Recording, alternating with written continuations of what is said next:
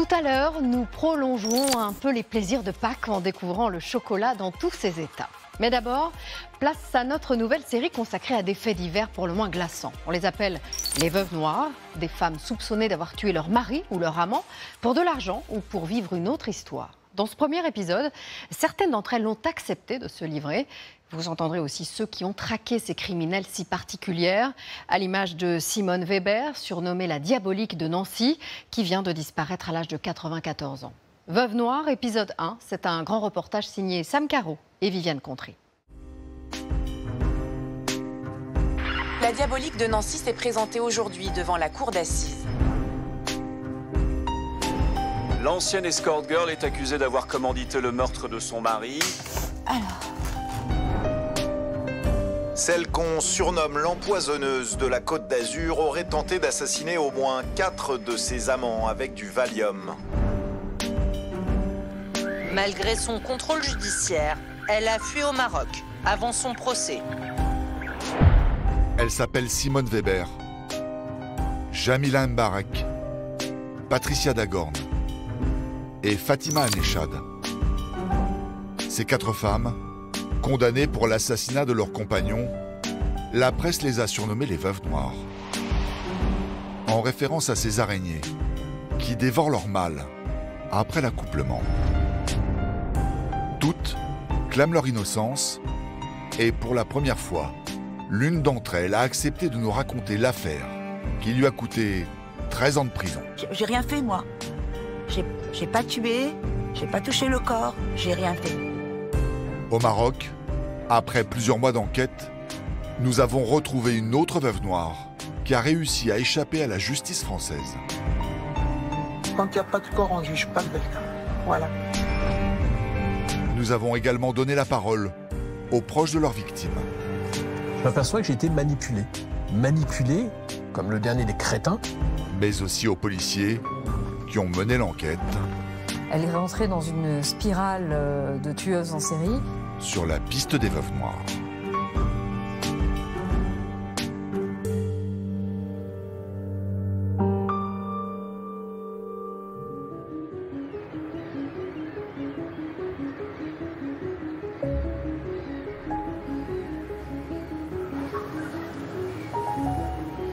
L'histoire paraît presque banale. Depuis qu'elle est toute petite, Jamila Mbarek a toujours rêvé d'être une princesse, ou plutôt avoir assez de moyens pour vivre sans aucun problème financier. J'ai vécu 18 ans à Cannes. C'est là où j'ai connu la gloire, le succès, l'argent. Pour moi, c'était comme la Californie, là. La Californie. Je suis fille de mineur de fonds. Et ma mère, c'était une femme au foyer avec 7 enfants. Donc, financièrement, c'était très, très dur. Et cette situation, dès mon plus jeune âge, m'a donné l'envie de me battre. Ce que je voulais, c'est une revanche sociale. Je voulais être quelqu'un, mais avec beaucoup d'argent. Elle réalise son rêve en 1991. Jamila a 30 ans quand elle épouse un industriel qui lui donne 2 enfants. Elle est amoureuse, elle a de l'argent, elle ne travaille pas, mais il y a un revers à la médaille. Son mari passe sa vie en voyage d'affaires. J'ai vécu dans une villa à Cannes, je manquais de rien.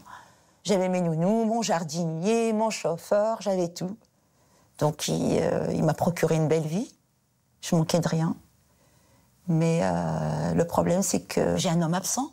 Ok, j'ai tout ce qu'il faut, mais vraiment tout ce qu'il faut. Mais j'ai pas de mari, il est jamais là, en fait. Le couple divorce en 1998, après 7 ans de mariage. Mais la pension alimentaire de Jamila ne couvre pas son luxueux train de vie. Alors elle fait un choix de vie radical, en devenant escort girl. Il est où le mal, en étant escorte, s'il vous plaît? Vous savez, il n'y a pas de mal, là. Il n'y a pas de mal. Parce que je me suis fait beaucoup respecter dans cette profession. J'étais super respectée. Là, je me considérais comme une femme d'affaires.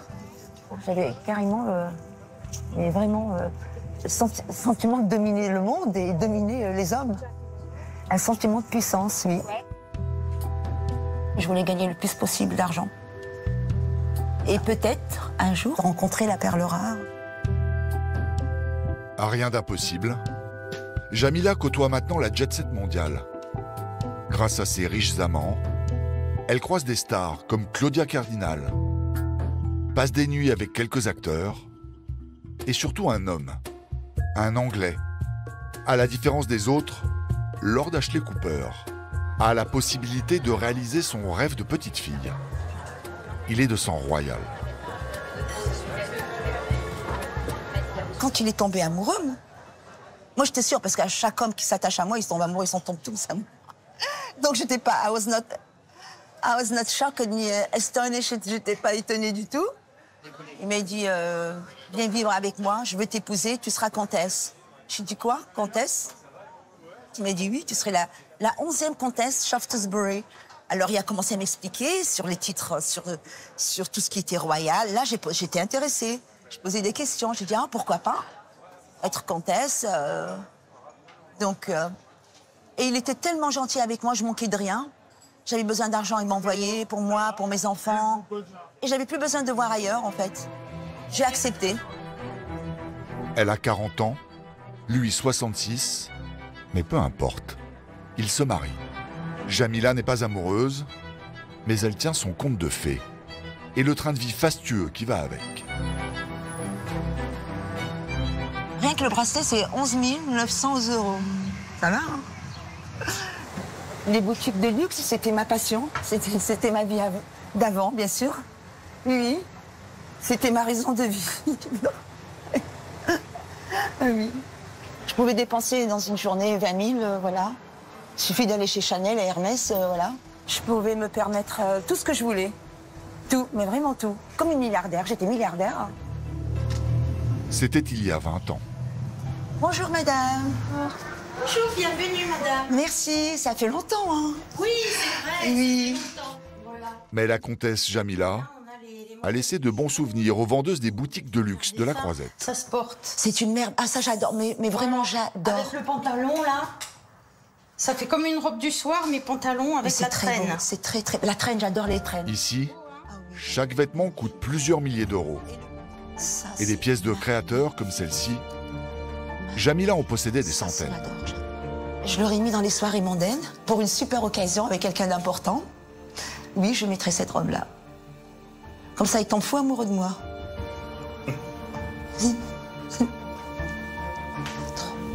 Elle est comtesse, elle est riche. Jamila se pense à l'abri. À bientôt, alors. À très, très bientôt. Merci. Au revoir. Mais 2 ans après son mariage avec Lord Ashley Cooper, son conte de fées va tourner aux faits divers.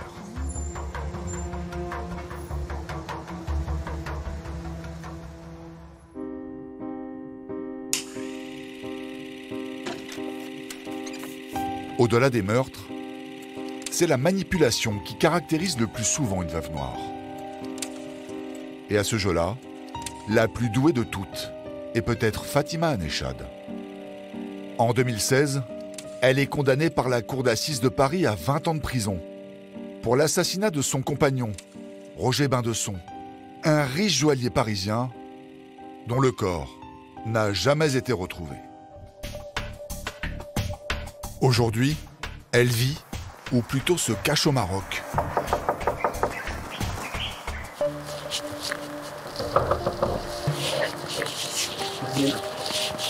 السلام عليكم.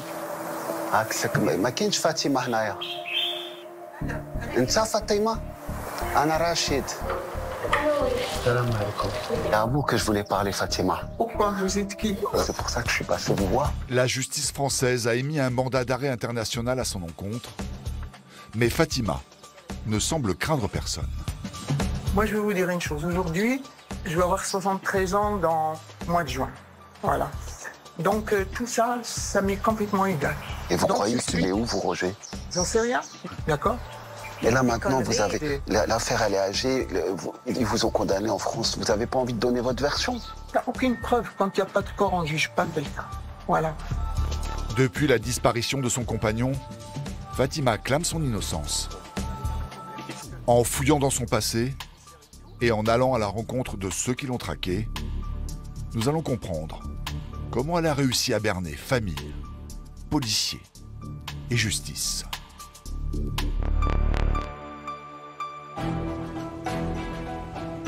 Tout commence au cœur de Paris. Au début des années 2000, les inspecteurs de la prestigieuse brigade criminelle logent toujours au mythique quai des Orfèvres. Parmi eux, le commandant Éric Trunel.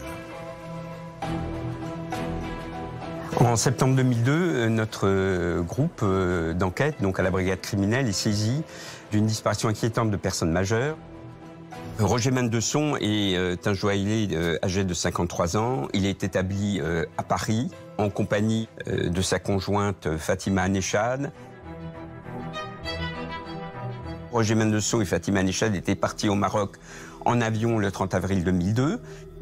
Ils ne devaient y rester que quelques jours, mais 3 jours après leur départ, Fatima Anechad revient seule en France. Dans un premier temps, personne ne s'est trop inquiété de cette disparition. Et ce n'est que plusieurs mois plus tard que les 2 frères de Roger Mendesson, William et Raphaël, se sont inquiétés de son silence. Et pour cause, l'un d'eux a découvert par hasard que des bijoux appartenant à son frère ont été écoulés dans une vente aux enchères. Là, vous avez le catalogue du 31 mai 2002. Là, mon frère a disparu. Là, on s'aperçoit qu'il y a une vente qui a été faite à La Rochelle, où il y a des bijoux qui ont été vendus. Là, vous avez une broche, vous avez une bague, toi et moi, rubis et diamants. Vous avez une paire de boutons de manchettes. Et il apprendra très vite que c'est Fatima Anechad elle-même qui a mis en vente ces bijoux. Ce qui est quand même extraordinaire, alors que Roger Mendesson n'est pas physiquement présent en France. Ce qui inquiète le plus Raphaël Mendesson, c'est qu'il découvre aussi la montre de son frère, une Vacheron Constantin, qui est une montre de luxe, que Roger Mendesson portait à son poignet. Quelles que soient les circonstances, il y était sentimentalement attaché. Raphaël est catégorique. De son vivant, jamais son frère ne se serait séparé de sa montre. J'ai compris qu'il y avait eu un malaise et j'ai compris que je ne verrais plus mon frère. Raphaël Mendesson en est d'autant plus convaincu qu'il n'a jamais fait confiance à sa belle-sœur Fatima. Pour lui, dès le premier jour de leur rencontre, 10 ans plus tôt dans un cercle de jeux parisien, l'histoire de Fatima et Roger avait tout d'un mauvais roman à l'eau de rose. Roger est un très bel homme, elle est une très belle femme, assez mystérieuse. C'est une flambeuse, c'est une jouisseuse, elle aime la belle vie. C'est une femme d'origine marocaine qui porte bien, qui est assez jolie, une belle brune avec des yeux étincelants. Ils ont un coup de foudre et lui est marié et il divorce extrêmement rapidement de sa femme. Le riche bijoutier est comme envoûté par sa nouvelle compagne. Et pour elle, il dépense sans compter.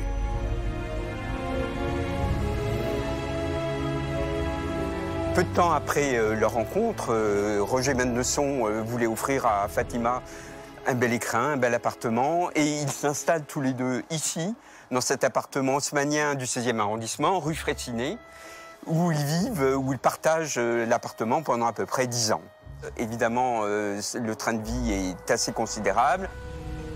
La bijouterie et les affaires gérées par Roger Mendesson rapportent beaucoup d'argent. Mais les sorties finissent par dépasser les entrées. C'est ici exactement, dans la célèbre galerie du Louvre des Antiquaires, que Roger Mendesson a exercé pendant 20 ans son métier de bijoutier. Et puis la société un petit peu a décliné, notamment en raison du train de vie de Roger Mendesson. Il était toujours avec Fatima et ils avaient tous les deux une vie un petit peu dispendieuse. Et il a dû mettre sa société en liquidation judiciaire. Pour lui, ça a été un véritable crève-cœur.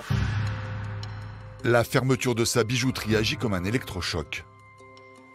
Le charme de Fatima n'opère plus. Après 10 ans de vie commune, Roger Mendesson veut reprendre le contrôle de sa vie et surtout de son compte en banque.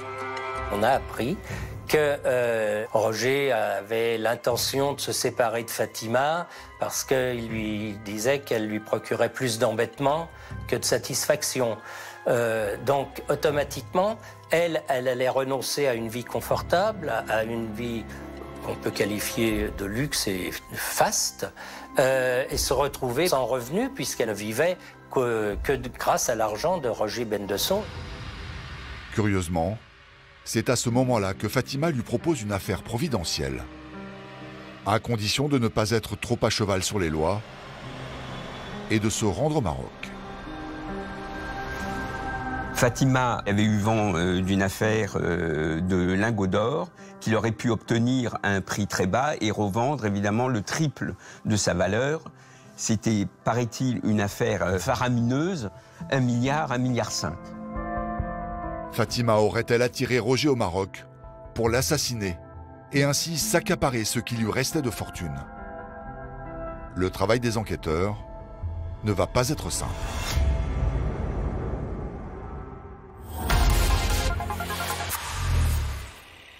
Dans un instant, vous allez découvrir l'une des veuves noires les plus célèbres, Simone Weber. Petite bonne femme, toujours élégante, tête haute, un regard dur, une petite voix douce. Tout le monde était fasciné par ce personnage. Une quinquagénaire décrite comme jalouse et possessive et qui ne recule devant rien pour brouiller les pistes des enquêteurs.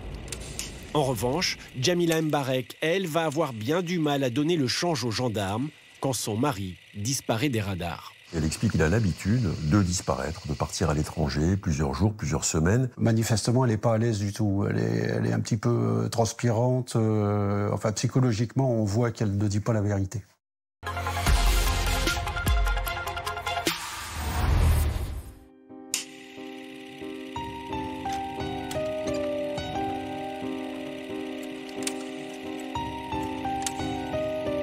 On s'imagine toujours qu'une veuve noire a forcément les traits d'une femme fatale.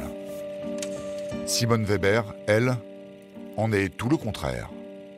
Sous ses allures de Madame Tout-le-Monde, à la mise en pli impeccable, se cache pourtant une redoutable manipulatrice et une tueuse méthodique.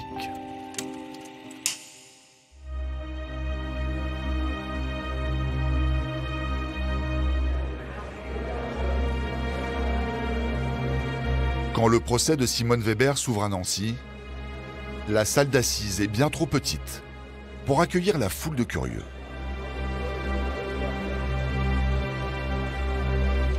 C'était clairement du jamais vu, avec une queue devant la porte de la cour d'assises, je sais pas, de plusieurs dizaines de mètres. Les gens venaient le matin pour avoir une place l'après-midi. Et puis la baraque de frites en face de la cour qui a fait fortune. On jouait guignol à guichet fermé. Il y avait une curiosité, c'est de voir de près un monstre. Petite bonne femme, toujours élégante, tête haute, un regard dur, une petite voix douce, une veuve noire, comme on dit. Tout le monde était fasciné par ce personnage. Il faut dire que Simone Weber assure le spectacle. Elle ne se démonte pas face aux juges et clame haut et fort son innocence. L'opinion publique, elle, l'a déjà condamnée. Vous avez appelé la diabolique, ça vous fait quelque chose? Ce qui m'ont appelé comme ça sont sans doute eux-mêmes des diaboliques. Cette jeune femme blonde qui fusille Simone Weber du regard, c'est Patricia Etier, la fille d'une de ses victimes. Aujourd'hui encore, elle en est convaincue. Simone Weber a assassiné son père parce qu'il l'avait quittée et fréquentait d'autres femmes. Ces yeux diaboliques, son regard glacial, maléfique. Non, j'ai l'impression d'y être comme si c'était hier, quoi. Il y a beau avoir 30 années qui se sont passées, je peux pas oublier, je peux pas laisser passer, encore moins pardonner, ni... Alors là, non. Ça, non.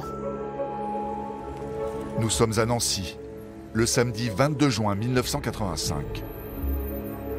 Ce jour-là, Bernard Etier, un contremaître de 55 ans, a prévu d'emmener Monique en escapade c'est la nouvelle femme de sa vie. Il doit la rejoindre chez elle, seulement... Monique Nuss reçoit un appel téléphonique d'une personne dénommée Robert qui se prétend ami de Bernard Etier et qui vient lui dire « Ne vous inquiétez pas, Bernard devait venir le week-end, il ne viendra pas, il est parti. » Elle n'y croit pas parce qu'elle sait que ce n'est pas la méthode de Bernard. S'il avait eu quelque chose à dire, il aurait appelé lui-même. Elle soupçonne tout de suite un mauvais scénario. Après avoir attendu toute la journée, vers 19h, Monique demande à son fils Didier, 19 ans à l'époque, d'aller voir chez Bernard Etier. Je me suis dirigé d'abord à Maxéville en espérant le trouver chez lui.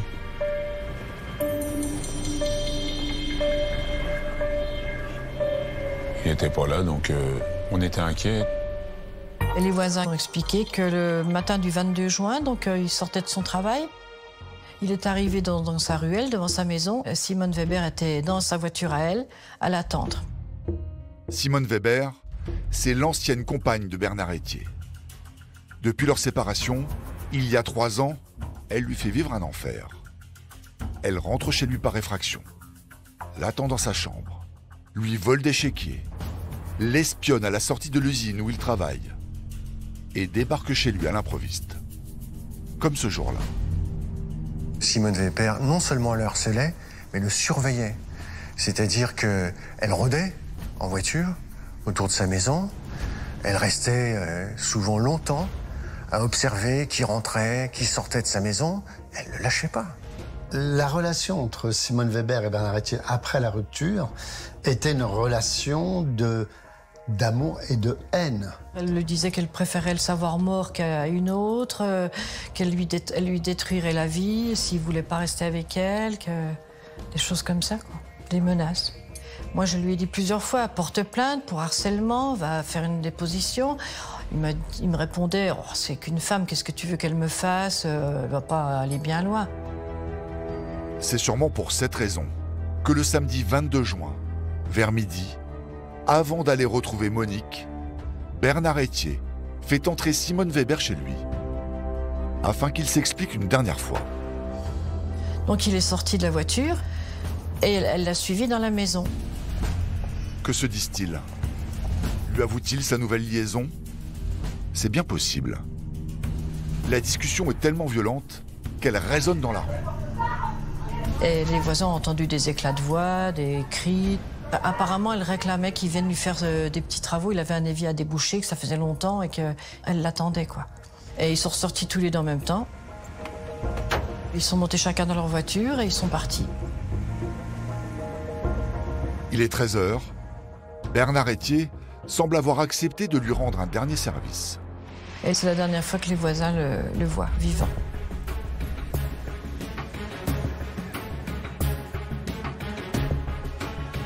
Après avoir entendu les révélations des voisins, Didier, le fils de Monique, fonce sur Nancy. Il est 21h.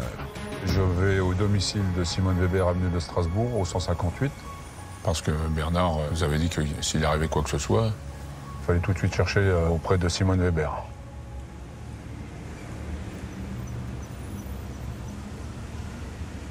Je sonne chez Simone Weber, qui habitait au premier étage. Les rideaux de la fenêtre ont bougé quand j'ai sonné. Mais ça n'a pas répondu. À ce moment-là, Didier pense que Bernard n'est pas chez elle. Mais au moment de partir... Je remarque sur le parking désaffecté de la résidence Ollery en face, la voiture de Bernard qui était fermée à clé. Je suis sûr à 200% que c'était sa voiture. Il y avait ses affaires à l'intérieur et le briquet qu'on lui avait offert à Noël. Le fils de Monique retourne sonner. Simone Weber n'ouvre pas. Didier repart, mais n'abandonne pas. Il repasse sur les coups de minuit. Et là, surprise. La voiture s'est volatilisée. Il prévient la fille de Bernard Etier.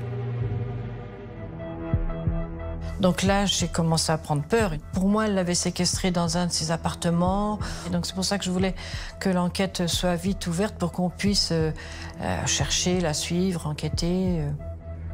Patricia Etier signale la disparition inquiétante de son père à la police judiciaire de Nancy.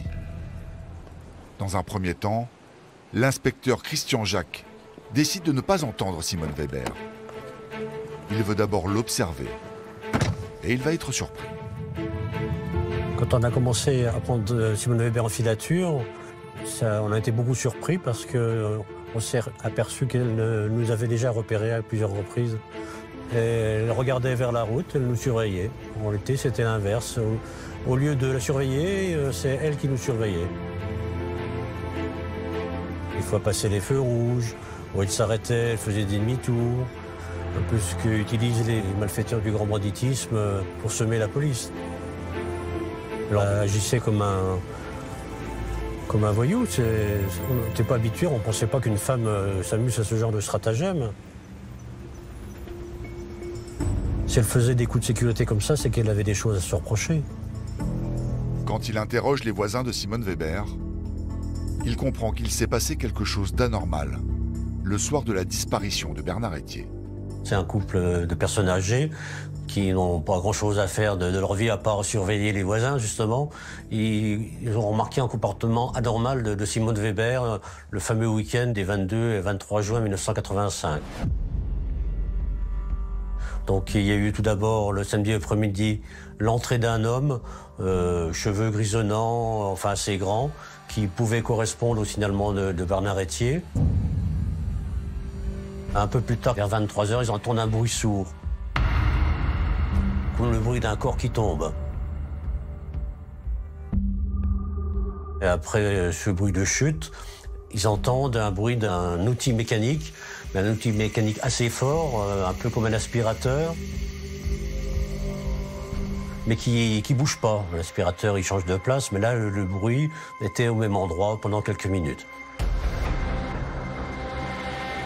Quelques heures après, les voisins, donc toujours un petit peu curieux du comportement de Simone Weber, regardent par l'œilleton de leur porte d'entrée. Et ils aperçoivent Simone Weber qui descend, une quinzaine de sacs poubelles, met ces sacs poubelles sur le trottoir devant le domicile et les charge dans sa voiture. Et on imagine un scénario un peu macabre. On suppose que Simone Weber a pu faire disparaître Bernard Etier en le découpant en petits morceaux pour pouvoir le dissimuler à droite à gauche dans l'agglomération. Mais un sentiment n'est pas une preuve. Simone Weber n'a pas fini de donner du fil à retordre aux enquêteurs de la police judiciaire de Nancy.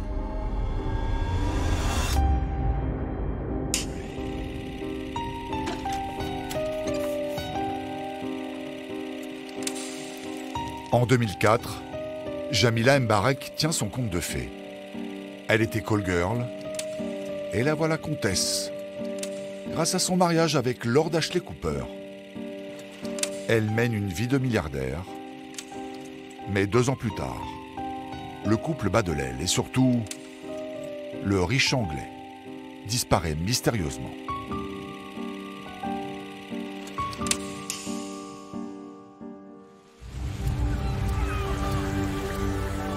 Le 5 novembre 2004, à Cannes,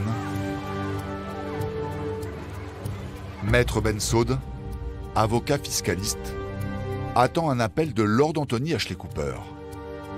C'est lui qui gère une partie de son immense patrimoine. En novembre 2004, le Lord devait m'appeler. C'est ce qui avait été convenu. Et généralement, il était très rigoureux sur les rendez-vous. J'essaye de le rappeler, en vain. Son téléphone ne répond pas. Après 3 jours sans nouvelles du Lord, j'ai un mauvais pressentiment. J'arrive à contacter la sœur du Lord. Elle me confirme qu'elle n'a pas non plus de nouvelles, que c'est tout à fait anormal. C'était inquiétant. De son côté, Jamila Mbarek semble ne pas s'alarmer. Après 2 ans de vie commune, ils viennent de se séparer. Et Jamila raconte ne plus avoir beaucoup de nouvelles de son mari. En revanche, au bout de 2 semaines sans aucun signe de vie, en Grande-Bretagne, la disparition du Lord devient une affaire d'État. C'est une personnalité anglaise qui siège à la Chambre des Lords, proche de la famille royale. La fortune du Lord en Angleterre est considérable. Elle est constituée d'immenses propriétés, de châteaux, estimés à plusieurs millions d'euros. Nous avons cherché dans ces appartements, ce qui est normal dans ce type de cas, et surtout nous sommes en contact étroit avec la France. C'est la police française qui dirige l'enquête et nous pensons qu'il se trouve toujours là-bas. En France, le commissaire Pierre Batty, de la police judiciaire de Nice, dirige d'abord son enquête sur les fréquentations du Lord. Car depuis qu'il est séparé de Jamila, il fait la fête. C'est un monsieur qui aime la vie nocturne, pas mal la boisson et qui n'est pas insensible au charme féminin. C'est comme ça qu'il fréquente entre autres les bars à hôtesses et apparemment il est assez généreux avec elle. Au lieu d'aller dans les beaux endroits distingués où il rencontre que du beau monde, il a côtoyé le mauvais côté de Cannes, où c'est là où notre vie conjugale a basculé, parce qu'il a ramené des gens malfamés, des voyous, des voyelles, hein, des femmes, chez moi, dans mon domicile. Et j'avais peur qu'il lui arrive quelque chose avec toutes ces personnes qui rôdaient autour de lui. Lord Ashley Cooper aurait-il fait une mauvaise rencontre? La piste est rapidement écartée. Qui fréquente des établissements de nuit, etc. Mais c'est pas du tout quelqu'un qui est en rapport avec du banditisme ou des affaires financières suspectes. Donc notre enquête se dirige plus sur l'aspect familial. Le policier s'intéresse alors à Jamila.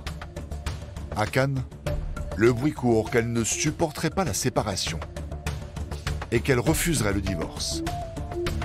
Surtout depuis qu'elle avait compris que son mari voulait se remarier. Le Lord cherchait des conquêtes féminines et avait trouvé une nouvelle compagne qui habitait sur Vence.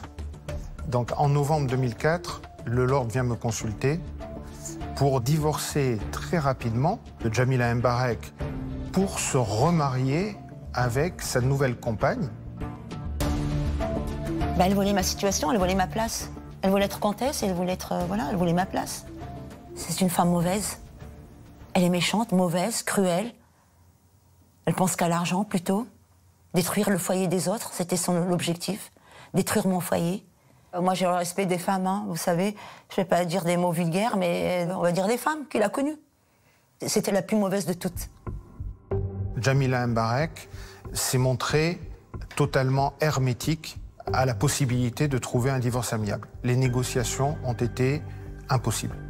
Et donc on se rend compte que le Lord voulait arrêter la pompe à fric alors qu'il n'avait plus de relation avec Jamila. Donc on se transporte à son domicile et on l'entend.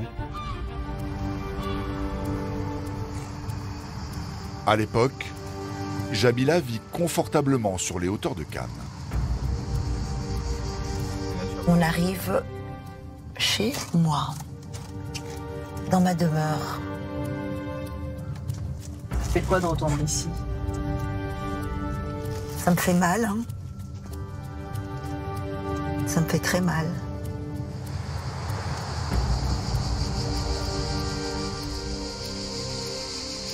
« 18 ans qu'elle n'avait pas revu la villa.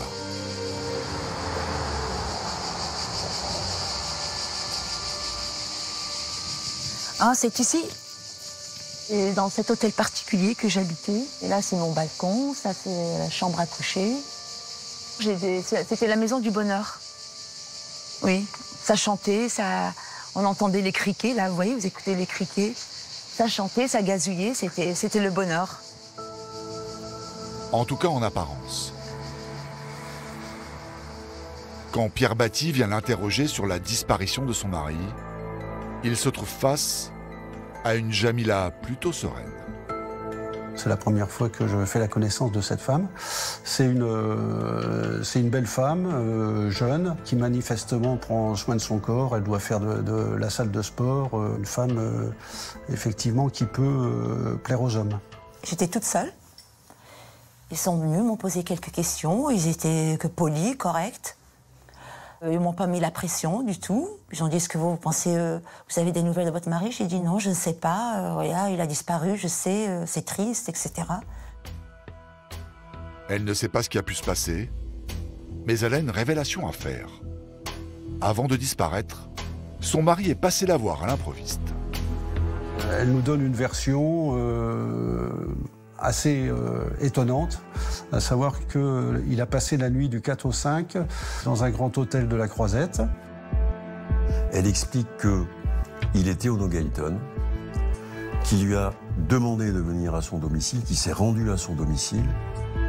Que Lord était venu à l'appartement en taxi, qu'il était totalement sous et qu'il n'avait pas d'argent pour payer sa course. Donc, arrivé au portail de la propriété, il l'avait appelée, elle était descendue, c'est elle qui avait réglé la course. Et il était monté. Et ensuite, selon Jamila, il avait fait un passage assez rapide chez elle, dont il était reparti sans qu'elle sache exactement ce qu'il était devenu depuis. Elle explique aux policiers qu'il a l'habitude de disparaître, de partir à l'étranger plusieurs jours, plusieurs semaines. Le policier flaire quelque chose de pas très net. Un sentiment renforcé par le changement de comportement de Jamila. Ce qui éveille les soupçons, c'est la façon dont elle relate les circonstances de la venue de son mari à l'appartement, où manifestement elle n'est pas à l'aise du tout. Elle est un petit peu transpirante. Enfin, psychologiquement, on voit qu'elle ne dit pas la vérité. On est en présence d'un divorce qui est très conflictuel. Il y a beaucoup de clignotants qui s'allument, mais on n'a pas d'éléments matériels. On décide donc de la mettre sur écoute, elle et son entourage, pour pouvoir mieux comprendre les circonstances de la disparition du Lord. Lord Anthony Ashley Cooper est-il vraiment venu voir Jamila ce jour-là? Pour l'instant, impossible de le savoir. Mais un incroyable rebondissement attend les enquêteurs.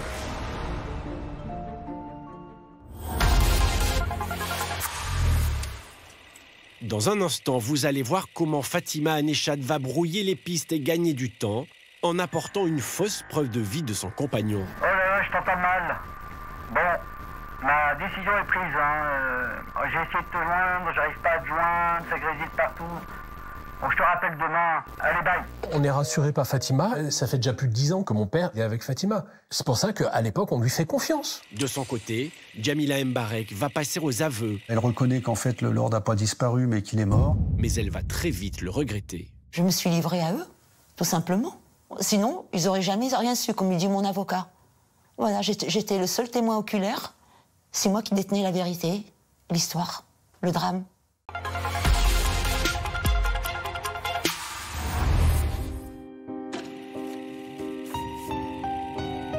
À Paris, Fatima Aneshad va être entendue par les enquêteurs de la police judiciaire sur la disparition de son compagnon, le bijoutier Roger Bindesson. Le frère de celui-ci l'accuse de l'avoir tué. Intelligente et impassible, elle va réussir à retourner la situation à son avantage. Quand elle se retrouve face aux policiers, tout accable Fatima Aneshad. Elle a entraîné Roger au Maroc pour soi-disant acheter de l'or à bas prix. Mais bizarrement, elle est rentrée seule. Et depuis, elle vide les comptes en banque du bijoutier. Pour tout cela, elle a une explication. Roger serait en cavale. Et pour la financer, il lui faudrait beaucoup d'argent.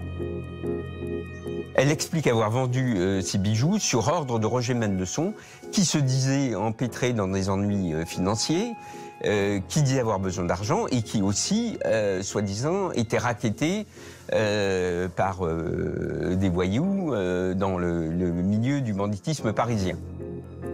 Sur le papier, Le scénario a tout du mauvais polar. Mais là où ça devient crédible, c'est que Roger Bindesson n'a rien d'un enfant de cœur. C'était quand même pas quelqu'un de blanc-bleu. Hein. Roger Bindesson est quand même un petit peu connu des services de police. Il a un petit casier judiciaire essentiellement pour une affaire d'abus de biens social. Il évoluait dans un milieu un peu spécial de joaillerie, de bijouterie, d'achat et de vente de bijoux, de falsification éventuellement. C'est aussi un joueur invétéré. Il fréquente les salles de jeu, les blackjack, le chemin de fer, enfin bon, c'est sa passion dans la vie. Les cercles de jeu de la capitale étaient à l'époque fréquentés par un milieu interlope, donc c'est vrai qu'il était souvent en contact avec des gens un petit peu voyous sur les bords. Un profil sulfureux qui semble coller avec les déclarations de Fatima, qui dit prendre beaucoup de risques pour lui. Elle va préciser que, à la demande de Roger, elle lui a apporté à Marseille 80 000 € en espèces. Car selon elle, il serait revenu en France pendant sa cavale. Reste une question. Pourquoi n'appelle-t-il pas sa famille, et surtout ses enfants? Selon Fatima, c'est tout simplement pour les protéger. Mais de toute façon, elle a une preuve de vie. Karen Bindesson, qui est la fille de Roger, elle est très proche de Fatima, puisqu'elle vit avec elle. Comme Karen n'a jamais eu son père au téléphone, elle va demander un jour à Fatima d'enregistrer la voix de son père la prochaine fois qu'il appellera. Fatima va s'exécuter. Elle lui fait écouter un message de son père, qui est un petit peu inaudible. Vous le verrez, c'est cet enregistrement qui éveillera bien plus tard les soupçons des enquêteurs. Oh là là, je t'entends mal. Bon, ma décision est prise. J'ai essayé de te joindre, j'arrive pas à te joindre, ça grésille partout. Bon, je te rappelle demain. Allez, bye. La voix du père dissipe les doutes de Karen et de son frère David. On est rassuré par Fatima. Ça fait déjà plus de 10 ans que mon père est avec Fatima. C'est pour ça qu'à l'époque, on lui fait confiance.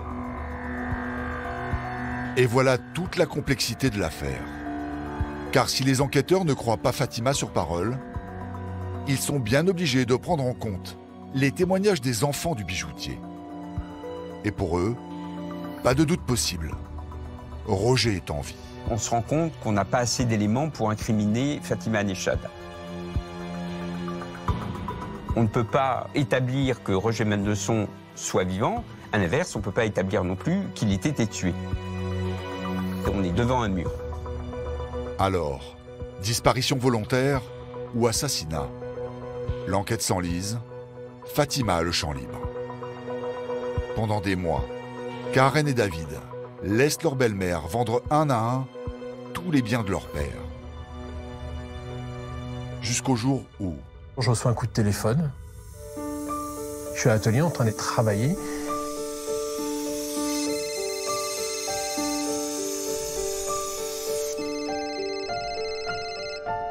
Puis là, c'est un ami de mon père, un ami intime que je connais, qui me dit « Bon, tu te dépêches, tu viens me voir, je suis au café en face, faut que je te parle. »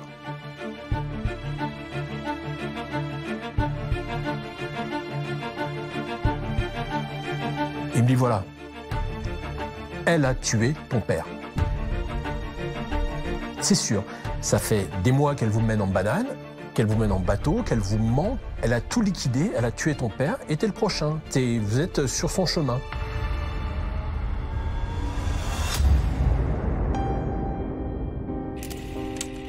Sur la Côte d'Azur, Jamila Mbarek fait office de suspect numéro 1 dans la disparition de son mari, Lord Ashley Cooper. Il faut dire qu'en audition, elle ne s'est pas montrée très convaincante. Alors, à défaut de preuves, ils la placent sur écoute. Et leur patience va payer.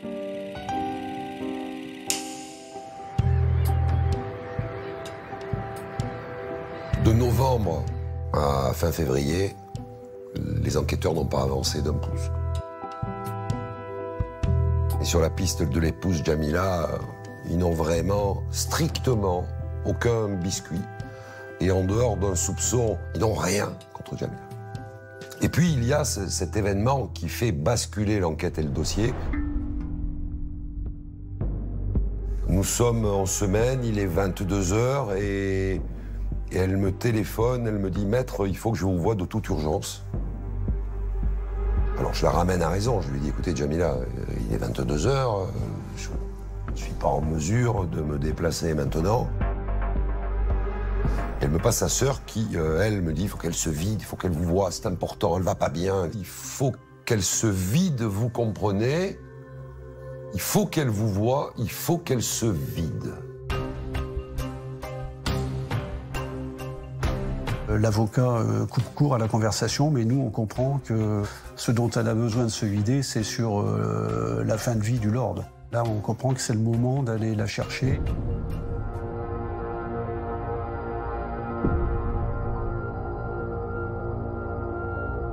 Dès la première audition, de mémoire, elle reconnaît qu'en fait, le Lord n'a pas disparu, mais qu'il est mort. Je me suis livrée à eux, tout simplement. Voilà. Sinon, ils n'auraient jamais rien su, comme il dit mon avocat. Voilà, j'étais le seul témoin oculaire. C'est moi qui détenais la vérité, l'histoire, le drame.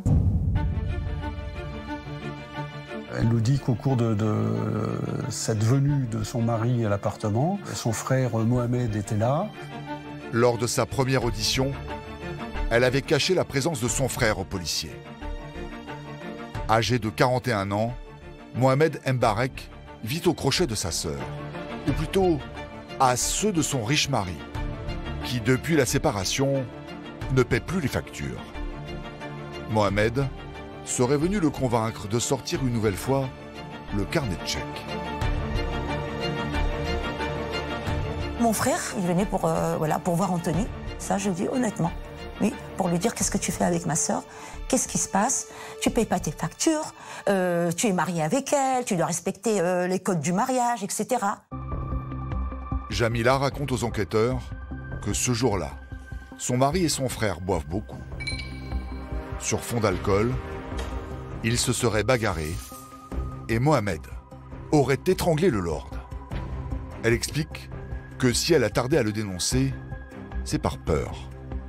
Jamila décrit son frère comme impulsif et brutal. On identifie Mohamed qui vit en Allemagne. Le juge décerne un mandat d'arrêt international et Mohamed y est interpellé et ensuite extradé en France. À ce moment-là, Jamila se pense sortie d'affaire. Mohamed nie les faits.